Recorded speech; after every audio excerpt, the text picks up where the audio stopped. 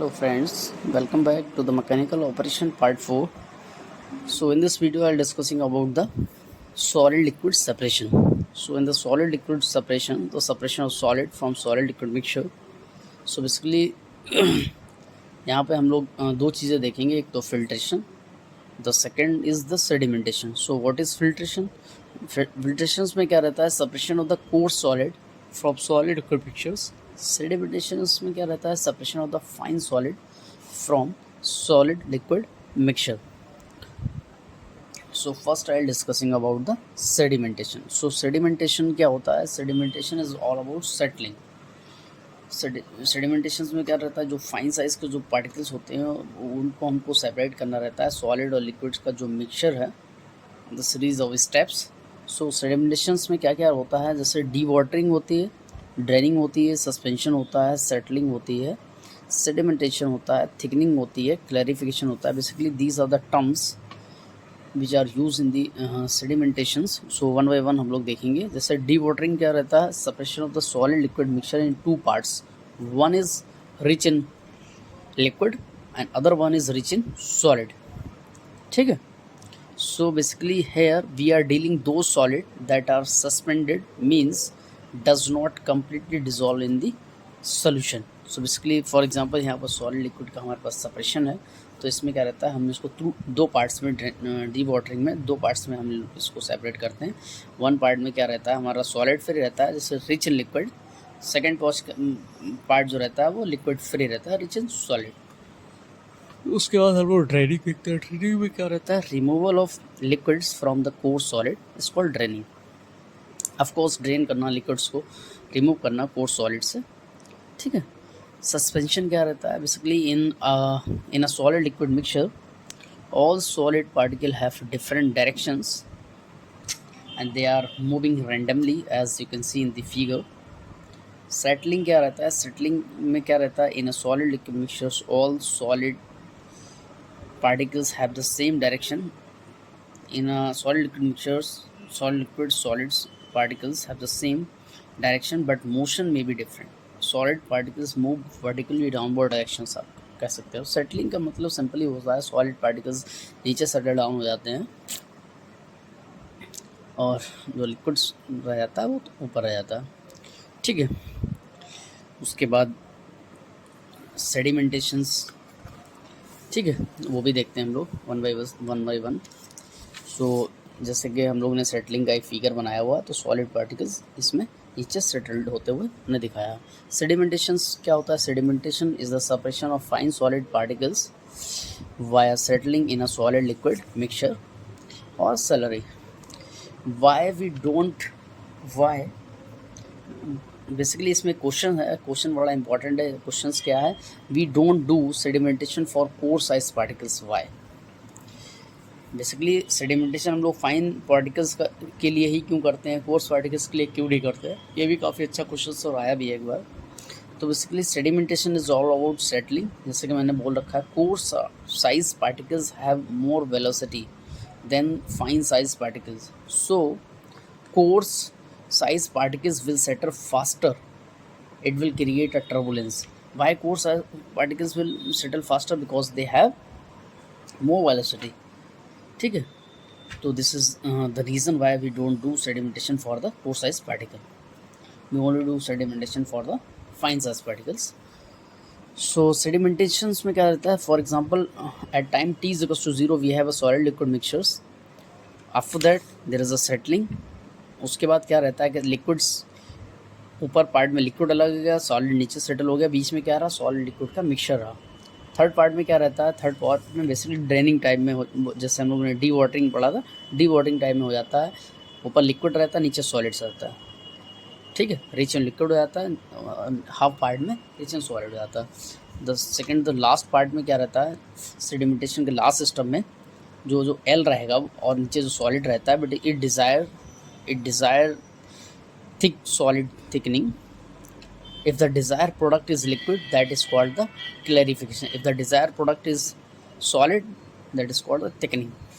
Both clarity and thickening take place simultaneously.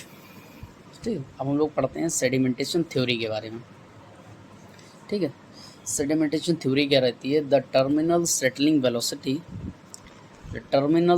Velocity is the highest velocity attainable by an object.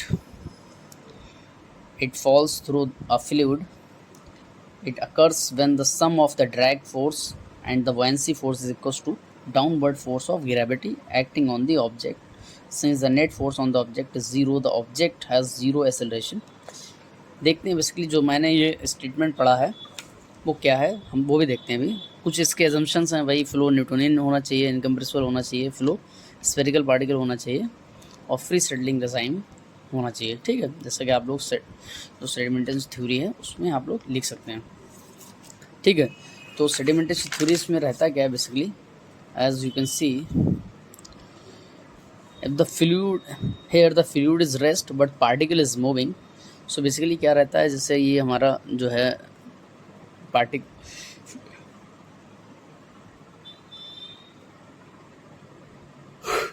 हमारा क्या है, हम यहाँ पे हमारा क्या नीचे ग्रेविटी फोर्स लगेगा वो तो हमें पता है, लेकिन ऊपर हमारा क्या है, फ्लूइड के ऊपर ड्रैग फोर्स लगेगा और साथ ही साथ अपर डायरेक्शन में हमारा बुओयेंसी फोर्स भी लगेगा। तो from Newton second law, rate change in momentum is basically summation of all forces is equals to rate change in momentum. So basically क्या रहता है, basically d/dt, mass of the particle into v लिख लिया। ये क्या हो जाएगा, gravity force minus buoyancy force minus drag force by, because gravity force नीचे है, उसको बैलेंस करने के लिए ड्रैग फोर्स बुओयेंसी फोर्स ऊपर लग रहा है। तो basically mass of the particle dv/dt को मैंने ऐसे लिख लिया, ग्रेविटी मास इनटू एक्सेलरेशन होता है, आपको पता है। बुओयेंसी फोर्स को मास of the particle upon density of the particle, density of fluid into g। Drag force क्या होता है, CD AP ρf v²/2। वह CD क्या है, CD हमारा कोफिशिएंट ऑफ ड्रैग है, AP हमारा प्रोजेक्टेड एरिया है और ρf density of the fluid है। सो बेसिकली क्या रहेगा, जो terminal settling is the highest velocity attainable by the, so v is equals to v2 dv/dt is more than zero. तो basically जब ये कंडीशंस पे मैं इसको ज़ीरो रखूँगा तो देन मैं कैलकुलेट करूँगा, तो यहाँ vt की वैल्यू जो आएगी वो √2 mass of the particle g density of the fluid, density of the particle minus density of the fluid divide by CD AP ρf। This equation is valid for all the cases. Here the 3 unknown parameters there.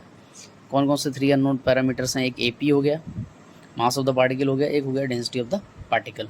So basically जो 3 parameters हैं, mass of the particle, projected area और density of the particle. So mass of the particle upon density of the particle ये BP हो गया, BP/AP हो गया। तो mass of the particle अगर स्फीयर है तो π/6 dp की, वो π/4 dp²। तो यहाँ से इस टर्म की वैल्यू हमने कैलकुलेट कर ली, 2/3 dp हो गया।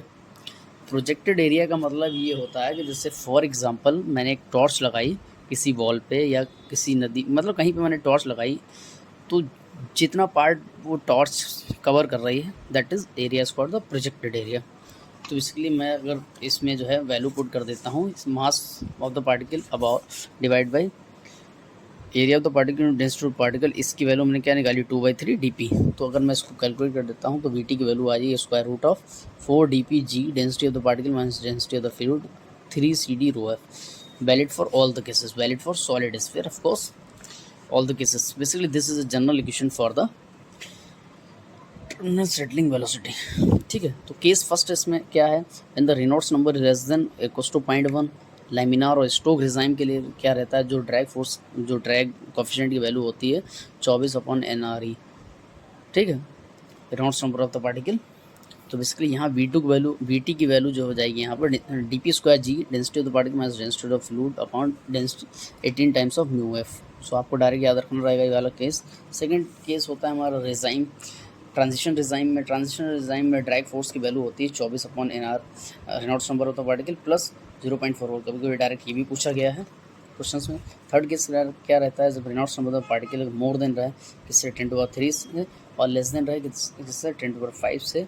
In this case this is the turbulent regime. यह CD की वैल्यू रहती है 0.44। सो यह जो CD की वैल्यू हमारी रहती है 0.44। तो यह vt कैलकुलेट आप करोगे, जब देखोगे तो 4 times of dp g density of the particle minus density of the fluid या 3 टाइम्स CD 3 CD ρf है। ठीक है, तो इसलिए as you can see in the graph, so this graph would be in the drag coefficient CD और Reynolds number of particle NREP. तो the same graph it looks like as I study in the mixing of the solid. So drag force is a function of particles Reynolds number. Two or more particles settling particles they are settling, जैसे particle A है particle B है तो उनकी settling velocity भी अलग अलग हम लोग निकाल सकते हैं. तो कभी कभी क्वेश्चंस, जैसे कभी कभी क्वेश्चंस क्या क्वेश्चंस तो काफ़ी बनते हैं सेटलिंग वेलोसिटी से, वो भी हम लोग देखेंगे भी. तो जैसे इक्वल सेटलिंग पार्टिकल्स हैं, two or more particles are said to be equal settling particles if their settling velocities are same. Va is equals to Vb in the case of laminar है. स्टोक डिज़ाइन की बात अगर करी जाए तो यहाँ से dpa² g density of the particle की जगह a हो जाएगा -ρf/18 μf. इसी तरीके से सेकंड केस में diameter of the particle b² g density of the particle b -ρf/18 μf. ये कट जाएगा. अगर मैं डायमीटर का a और b का दोनों पार्टिकल्स की अगर मैं रेशियो लूँगा तो square root of density of the particle b density of the particle a ये ऐसे आ जाएंगे -ρf दोनों में आ जाएगा. तो बेसिकली अगर मैं यही मतलब इस केस में लेता हूँ in the case of Newton's law design, तो ये इसके ऊपर से स्क्वायर रूट हट जाएगा, बाकी चीज़ें सेम रहेंगी. तो मैं इसको जनरलाइज भी कर सकता हूँ. जो सेटलिंग रेशियो है वो डायमीटर, दोनों डायमीटर ऑफ पार्टिकल A और B का होगा density of the particle B -ρf density of the particle B, ये देखो माइनस यहाँ पे नहीं लगा है, -ρf की पावर m ये वैल्यू 1/2 होगी किसके लिए, लैमिनार के लिए. ऑफकोर्स 1 होगी किसके, टर्बुलेंट के लिए. इन दोनों के बीच में रही मतलब ट्रांजिशन. ठीक है, तो काफ़ी अच्छा सेगमेंट में कवर कर रहा हूँ अभी इस टाइम. तो सेटलिंग, तो बेसिकली सेटलिंग जो है हमारी दो टाइप्स की होती है. एक तो फ्री सेटलिंग होता है, एक होती है हिंडर्ड सेटलिंग. फ्री सेटलिंग में क्या रहता है, जो सॉलिड कंसंट्रेशन है, बेसिकली जो सॉलिड का कंसंट्रेशन रहता है वो लेस देन 0.1% है. when the particle have free to achieve their settling velocity and the settling is unaffected by the presence of particle is called the free settling. hindered settling में क्या रहता है, solid particles की जो concentration है बहुत ज़्यादा है, settling of the particle is affected by the presence of other particles. So hindered, they have given the formula is called the hindered settling velocity. Vh is equals to Vt E की power k, where VH है hindered settling velocity, k है जैकी Richardson index, E है wide fractions, और जो हमारा E जो है वो volume of the wide in bed divide by total volume of the bed wide plus solid. ठीक है, तो इसके बेस पे अगर हम लोग क्वेश्चंस देखते हैं, अगर हमारे पास क्वेश्चंस नोट्स में तो है नहीं, अगर हमारे पास हो तो क्वेश्चन देखते हैं या तो बुक्स से देखते हैं. क्वेश्चंस तो लगाना पड़ेगा सेटिंग वेलोसिटी पे, काफ़ी क्वेश्चंस आए भी हैं अगर आप लोग देखोगे तो. मैं इस पर क्वेश्चंस अभी शायद हमारे पास क्वेश्चन है या नहीं है, मुझे देख लेता हूँ मैं, मुझे लगता है मेरे पास इसके बेस पे क्वेश्चंस देख लेता हूँ मैं, इसके बेस पे क्वेश्चंस है या मेरे पास नहीं है. तो मुझे जो है बुक्स देखना पड़ेगी. हाँ, मेरे पास क्वेश्चंस है, एक क्वेश्चन है काफ़ी अच्छा क्वेश्चन है, जैसे कि मैंने इस पे सॉल्व कर रखा है आप लोग के लिए. तो मैं थोड़ा सा मिनिमाइज़ करता हूँ इसको, अब क्वेश्चन पूरा दिख रहा होगा, कवर्ड होगा. तो क्वेश्चन को एक बार रीड कर देता हूँ मैं. A rigid spherical particle undergoes free settling in a liquid.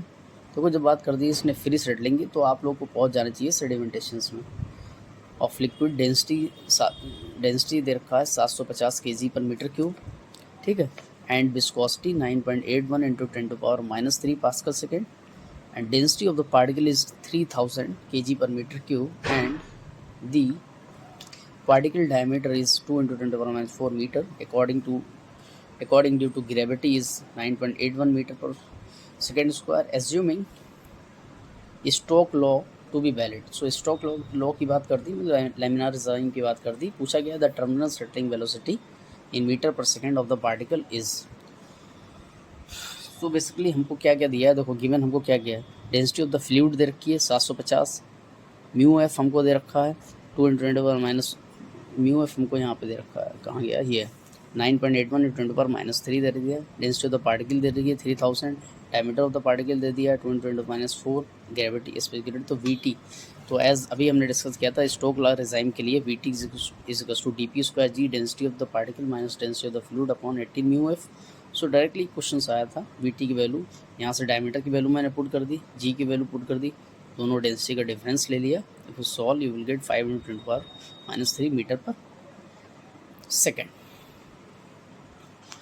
ठीक है, और भी क्वेश्चंस मैंने काफ़ी हैं बुक्स वगैरह में हैं, तो उससे आप लोग क्वेश्चंस करिए। ठीक है, और कुछ और देख लेते हैं अभी हम लोग, इसमें कुछ रह गया और सेडिमेंटेशंस में, तो वो भी कवर कर लेते हैं।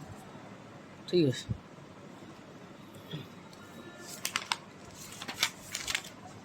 तो मुझे लगता है सेडिमेंटेशन में इतना ही था। ठीक है, तो या सेडिमेंटेशन में तो इतना ही था। ठीक है, तो सेडिमेंटेशन में बेसिकली क्या है, the moral of the story is what, जो the moral of the story क्या है, moral of the story is this, the moral of the story is these two formulas. This V2 की value square root of 4 times of D P G density of the particle minus density of the fluid 3 CD rho F. This formula is valid for the solid sphere, basically all cases के लिए valid है, लेकिन solid sphere में laminar हो चाहे turbulent हो चाहे tensor कोई भी निज़ाम हो, this velocity formula is valid. अगर स्पेशली बात कर देता है, ज़्यादातर क्वेश्चंस में क्या रहता है, स्टोक रेजाइम पे क्वेश्चन पूछता है, तो directly go through this formula. एक ये फार्मूला आपको ध्यान रखना है, सेकंड ये ध्यान रखना है, उसके अलावा आपको कुछ नहीं करना है इसमें। ठीक है, इस पे बेस पे क्वेश्चंस आते हैं। ठीक है, नेक्स्ट पार्ट में हम लोग देखेंगे filtrations. So till now take care, bye bye. इस पे कुछ थोड़ा प्रैक्टिस करिए, सेडिमेंटेशन के क्वेश्चंस पे, सेटलिंग वेलोसिटी के क्वेश्चंस पे प्रैक्टिस करिए, और जो है क्वेश्चंस इस पे लगाइए आप लोग। और जो है मेरे पास भी एक बुक है राम प्रसाद की, तो आप लोग चाहो तो मतलब जो है ये वाली बुक फॉलो कर सकते हो। मैं दिखा देता हूँ आपको, मेरे पास एक बुक है राम प्रसाद की, केमिकल इंजीनियरिंग। ठीक है, तो शॉर्ट अगर आपको जैसे 1 नंबर वाले क्वेश्चंस करने हैं तो आप लोग इससे भी कर सकते हो। ठीक है, जैसे कि हम लोग फ्लूइड मैकेनिक्स हम लोग ने देखा था, इसमें जैसे क्वेश्चन दिया हुआ fluid energy mill is an example of. ठीक है, कर्सर का रहेगा, ग्राइंडर का रहेगा, अल्ट्रा फाइन ग्राइंडर या कटिंग मशीन। तो फ्लूइड एनर्जी मिल तो कर्सर्स का तो रह नहीं सकता। ठीक है, तो ग्राइंडर्स का भी नहीं आएगा। फ्लूइड एनर्जी मिल क्या करते हैं, अल्ट्रा ग्राइंड करते हैं। 461 का हो जाएगा। तो अभी मैंने बताया था पिछले वाले लेक्चर में 461 है ना, 461 का आंसर है, 461 का आंसर है, कहाँ गया ये, सी। ठीक है, तो अल्ट्रा फाइन ग्राइंडर। इसी तरीके इन fluid energy mill most of the reduction is caused bye, किसके द्वारा होता है, इंटर पार्टिकल एट्रेशन होता है या कंप्रेशन होता है या इम्पैक्ट होता है या कटिंग होता है। तो आप लोग बता सकते हैं उसमें क्या होगा, कंप्रेशन तो होगा नहीं, कटिंग भी नहीं होगा। ठीक है, तो मेरे ख्याल से इम्पैक्ट वो एट्रेशन ही होगा, इम्पैक्ट भी नहीं रहेगा। ठीक है, तो जैसे कि देखते हैं ये क्या है, 162 इम्पैक्ट ही है, वो एट्रेशन ही है। ठीक है, इम्पैक्ट तो नहीं रहेगा। Ultra fine grinder operate principle by, ultra fine grinder सबको ऑफकोर्स एट्रेशन से रहता है, एट्रेशन से रहता है। 459 ये है, सी ही है आंसर इसका। तो इसी तरीके से काफ़ी क्वेश्चंस दिए हैं, इससे प्रैक्टिस करिए आप लोग। ठीक है, मतलब शॉर्ट क्वेश्चन इससे भी कर सकते हो, बाकी जो न्यूमेरिकल बेस्ड क्वेश्चन है उसके लिए कोई एक बुक ले लीजिए, उससे प्रैक्टिस कीजिए। ठीक है, जैसे कि अभी हम लोग ने देखा था, ये शॉर्ट ही है, हालांकि जैसे 1 नंबर वाले क्वेश्चंस में काफ़ी पूछ दिया जाता है। If the radii of the ball mill and the ball R and small r respectively, the critical speed N C of the ball mill is N C is कस टू क्या होता है, 1/2 पाई होता था। तो ये तो नहीं होगा ना, ये होगा। सो इनमें से हो सकता है 1/2 pi square root G upon R minus R. G/R - तो B होना चाहिए 455 का मेरे ख्याल से। 455 का B ही है फ़िलहाल। ठीक है, तो कोई बात नहीं, अगर कुछ गलत हो जाता है तो आप लोग जो पीछे वाला लेक्चर्स देख सकते हैं, अगर नहीं याद रहता है तो उसको एक बार प्रैक्टिस करिए। Jaw crushers operate by, of course compression ही रहता है, जो जितने भी कर्सर्स हैं कंप्रेशन ही करते हैं। ठीक है, तो ये सब चीज़ें देखो, और भी काफ़ी मतलब ठीक है क्वेश्चंस दिए हैं। मैं देखना चाह रहा था एक क्वेश्चन इसका, क्या नाम, सेटलिंग वेलोसिटी का, कोई न्यूमेरिकल टाइप में, तो हम लोग को देखने को मिले। देखो पावर नंबर का एक क्वेश्चन दिया हुआ है, the power number NP is defined by, NP बराबर क्या होता है, P ओवर रो एन क्यूब, P ओवर रो एन क्यूब DI की पावर 5। ठीक है, तो वो भी सिंपल है। ठीक है, तो आंसर आप लोग पीछे से देखते रहना मिला के। एक पतली सी बुक आती है राम प्रसाद की, मेरे पास मोटी वाली भी है, उसमें आपको गेट के क्वेश्चंस मिल जाएंगे प्रीवियस ईयर के, या गेट का एक वो ले लीजिए सोल्यूशन प्रीवियस ईयर वाला। ठीक है, मुझे लग रहा है यार इसके क्वेश्चन जो हैं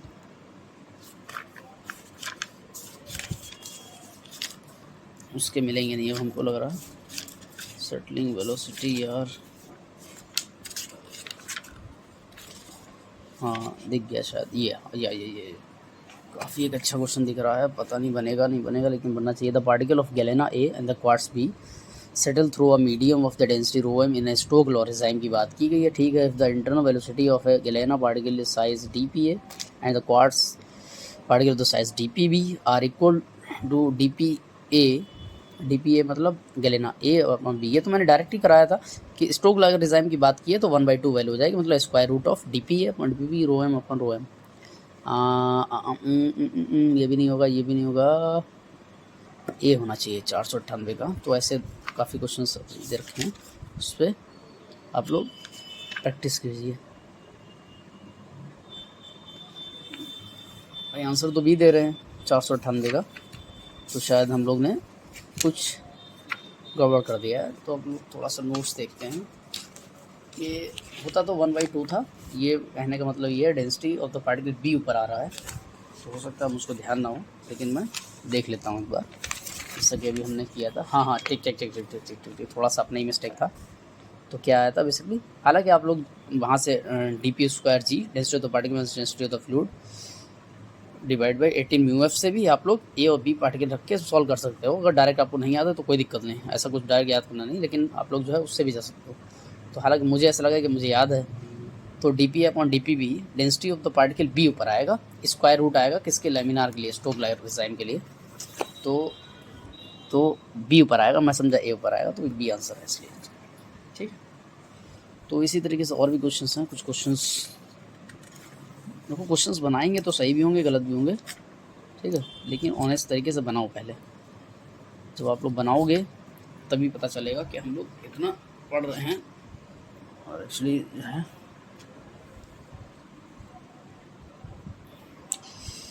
देखो क्वेश्चन दिया हुआ है, क्या नाम, for a non spherical particle the sphericity is defined by the relation, किस रिलेशन से स्फेरिसिटी का फार्मूला पूछा हुआ है बेसिकली। तो पहला तो होगा नहीं, 6 BP अपॉन SPDP होता था, 6 BP यानी कि C होना चाहिए 421, ये भी गलत होगा क्या भाई, 421 का फिलहाल C ही दे दिया है इन्होंने, तो कोई नहीं। अगर आपको देखो फार्मूले मुझे याद हो गया है, इसलिए मैं डायरेक्ट बताता जा रहा हूँ, ऐसा नहीं है कि मैं भी भूल जाता हूँ, कि प्रैक्टिस में रह नहीं रहा है, तो ठीक है थोड़ा प्रैक्टिस कीजिए। ठीक है, बाकी हम लोग जो है नेक्स्ट पार्ट में मिलते हैं फिल्ट्रेशन के साथ। ठीक है, थैंक यू।